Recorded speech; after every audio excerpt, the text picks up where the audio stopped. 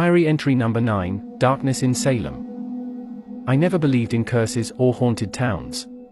But growing up in Salem, you couldn't escape the whispers, the stories that hung heavy in the air like a fog that never lifted. My name's Emily Hawthorne. Yeah, that Hawthorne. You might have heard of my ancestors, Abigail Hawthorne, accused of witchcraft during the Salem Witch Trials. Yeah, that's the one.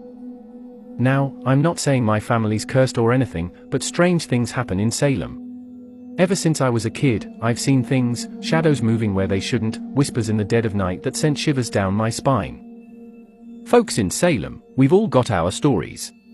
Like my friend, Jake.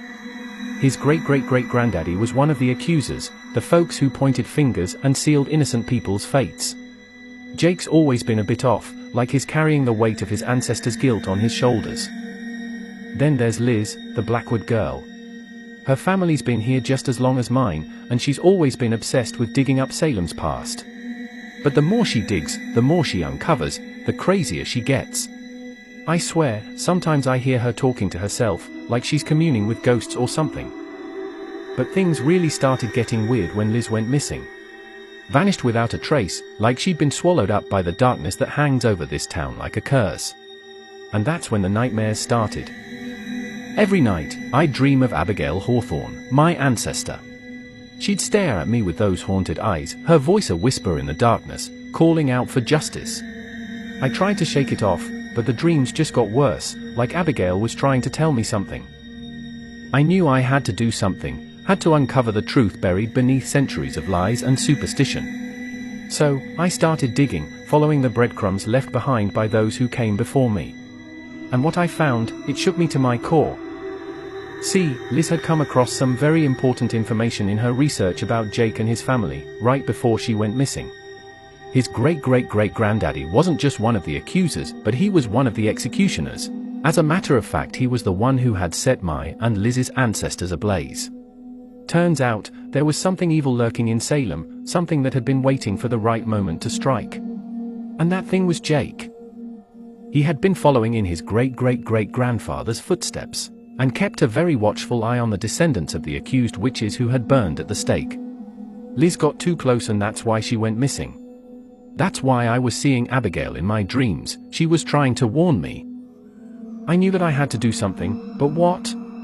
After spending hours in front of my laptop, I decided to go to bed, and in my dreams I saw Abigail. She led me to a cave on the outskirts of town where nothing good ever happened, and she showed me a way to put a stop to Jake, and the darkness his family had brought over Salem. When I woke up, I knew what had to be done. I was going to put a stop to this. So many innocent lives lost for no reason. I called Jake and told him to meet me at the old caves so that we could talk about Liz. When I got to the cave, he was already waiting there for me. This made me a little uneasy, but I knew what had to be done. I led him down into the caves with the pretense that Liz was down there. We're almost there, not much further, I assured Jake, because I could see that he was starting to become a bit suspicious. We finally made it, and in the center of the room, there was a giant hole in the ground that seemed to have no end to it. What's this? It seems to be a really big hole, Jake, I answered. I then asked Jake about Liz and what he had done to her. At first he pretended like he didn't know what I was talking about, and then he confessed. He admitted to everything, and he said that to complete his mission he had to get rid of me. There was no way I was letting that happen. I was going to end this once and for all.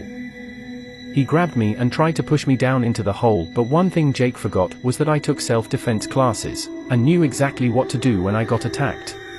I firmed my stance, grabbed hold of Jake's arm and flipped him over my shoulder, right into the hole in the ground. I did it. I dusted myself off and walked off into the night, knowing I did the right thing and that Salem would be safe.